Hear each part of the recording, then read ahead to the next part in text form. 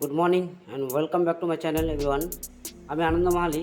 আমি তোমাদের সঙ্গে একটা রেসিপি শেয়ার করতে চলেছি। সেটা হচ্ছে বেগুন, আলু, বরবটি, কলাই এবং বড়ি দিয়ে একটা নিরামিষ সবজি বানাবো। তো আগে এগুলোকে কেটে রেডি করি, তারপরে ফিরে আসছি। সো গাইস, আমি প্রথম বেগুনটাকে ভেজে নেব।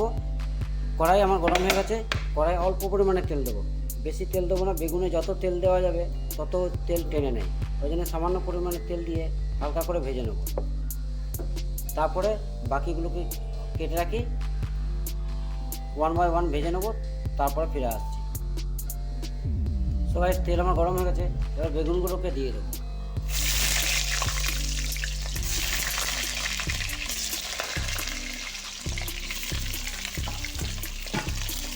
হালকা করে ভেজে নেব।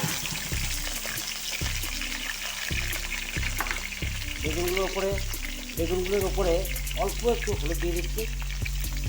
হলুদ দিয়ে এটাকে ভেজে নেব। ভাজা হোক, ফিরে আসছি। তো গাইস, বেগুনগুলো আমার ভাজা হয়ে গেছে, এবার বেগুনগুলোকে তুলে দিচ্ছি।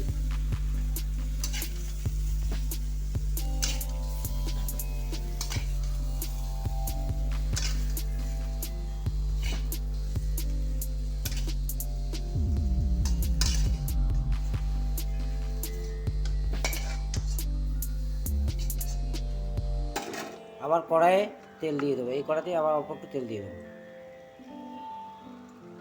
এবার তেলটা গরম হয়ে যাক, তারপরে এই কেটে রাখা বরবটিটাকে ভেজে নেব। তেল গরম হোক, ফিরে আসছি। দেখো গাইস, আমার তেল গরম হয়ে গেছে, এবার কেটে রাখা বরবটিটা এর মধ্যে দিয়ে দেবো। এটাকেও হালকা ভেজে নেব। হালকা ভাজা হয়ে গেলে এটাকেও তুলে নেব। একটু ভাজা হোক 2 মিনিটের মধ্যে, তো তারপর তুলে নেব। গাইস, বরবটি কলাইটা আমার রেডি হয়ে গেছে, এবার বরবটি কলাইটাকেও নামিয়ে দিচ্ছি।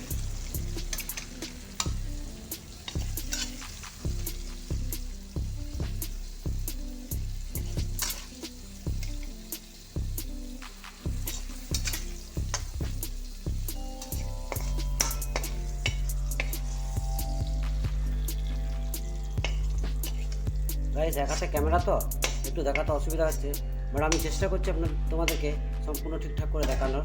তেল আমার অবশিষ্ট আছে, এতে আমি আলুটাকে ভেজে নেব। তবে আলুটাকে একটু ঢেকে ঢেকে ভাজবো, কেননা এখানে মিনিমাম 75% ওকে সেদ্ধ করে নিতে হবে। তো তেল আছে, আর অল্প একটু সামান্য তেল অ্যাড করে দিলাম। তেল অ্যাড করে তেল তো যদি গরম আছে, দিয়ে দিলাম এই আলুটা সেদ্ধ করে। এবার আলুটাতেও অল্প পরিমাণে একটু হলুদ দিয়ে দেবো।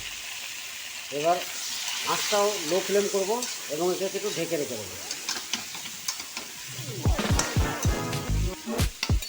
ঢেকে দিচ্ছি, এবার আস্তে আস্তে সেদ্ধ ফিরে আসছি। সো গাইস, ফাইনালি আমার আলু ভাজাটাও রেডি হয়ে গেছে এবং 75% সেদ্ধ হয়ে গেছে। এবার বাকি এগুলোকেও দিয়ে দেবো, একসাথে দিয়ে ঢেকে রেখে দেবো। এবার চলে আসবো মশলা থেকে। এবার নাড়িয়ে দেবো, দিয়ে ফ্লেম অফ করে দেবো। এবার মশলা রেডি করবো এর জন্য। বন্ধুরা, মশলাটা তৈরি করার জন্য আমি তেল দিয়ে দিয়েছি কড়াইয়ে একটু আগে চাপিয়েছিলাম, তেল গরম হয়ে গেছে। এবার অল্প একটু বড়ি ভেজে নেব।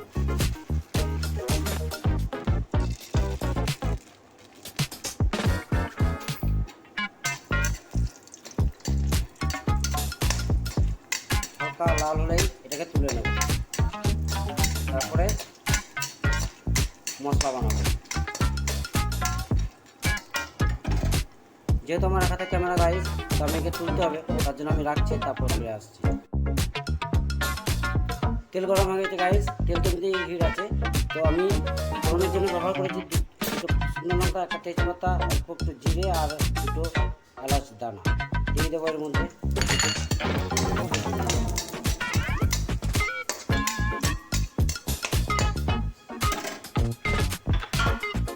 এবার কেটে রাখা পেঁয়াজটা এর মধ্যে দিয়ে দেবো।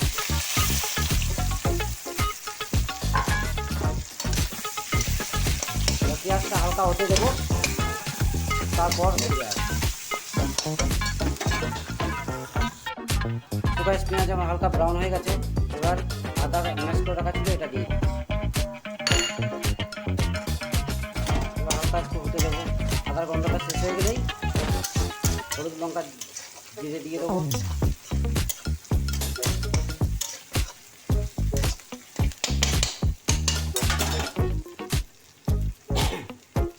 আদার গন্ধ মোটামুটি চলে যাচ্ছে। এরপরে দিয়ে দিচ্ছি 1 চামচ হলুদ গুঁড়ো, 1 চামচ লঙ্কা গুঁড়ো, 1 চামচ জিরে গুঁড়ো, স্বাদ অনুসারে লবণ দিয়ে দেবো, অল্প একটু চিনি দিয়ে দেবো, 2 দানা চিনি দিয়ে দিলাম। তারপরে এটাকে আস্তে আস্তে হতে দেবো।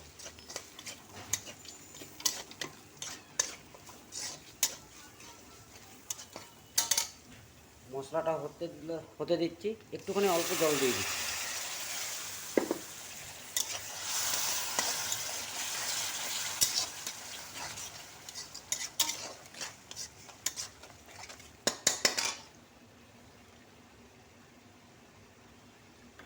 এর মধ্যে অল্প পরিমাণে একটু দই দিয়ে দিচ্ছি।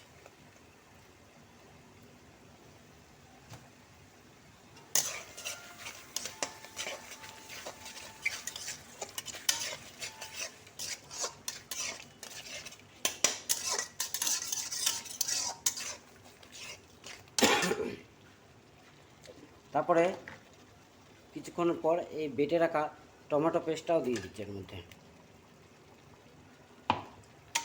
এবার নাড়তে থাকবো।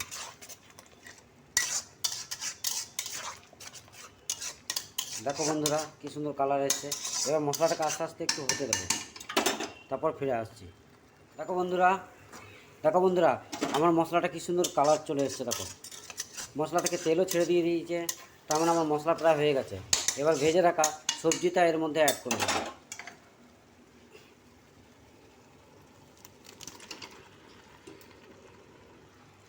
ভেজে রাখা সবজিটা এর মধ্যে অ্যাড করে দিয়েছি। এক হাতে ক্যামেরা এক হাতে ঢালছি, তো তাই একটু দেখাটা ডিস্টার্ব হচ্ছে বন্ধুরা, তো প্লিজ তোমরা একটু ম্যানেজ করে নিও। দেখো ঢেলে দিয়েছি, এবার এটাকে ঘেঁটে দেবো। এক হাতে ঘাটা যাবে না, তাই একটু ঘেঁটে তারপরে ফিরে আসছি। ফাইনালি গাইস আমার কষা হয়ে গেছে। এবার এতে গরম জল অ্যাড করে দেবো, দিয়ে এবার খানিকক্ষণ রেখে দেবো। তো গরম জল আমার রেডি করা আছে, এর মধ্যে ঢেলে দিচ্ছি।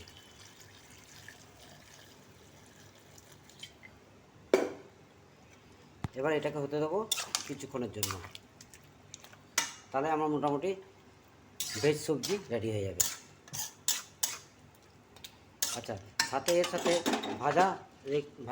ভেজে রাখা বড়িগুলো এর মধ্যে অ্যাড করে দিচ্ছি। অ্যাড হয়ে গেছে। এবার কিছুক্ষণের জন্য ঢেকে দেবো এটাকে। ফাইনালি গাইস আমার মিক্স ভেজ সবজি রেডি হয়ে গেছে।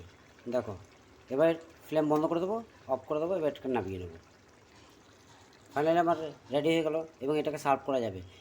ভালো লাগলে আমার এই চ্যানেলটিকে লাইক, কমেন্ট এবং সাবস্ক্রাইব করে দেবে, এটা অনুরোধ থাকলো।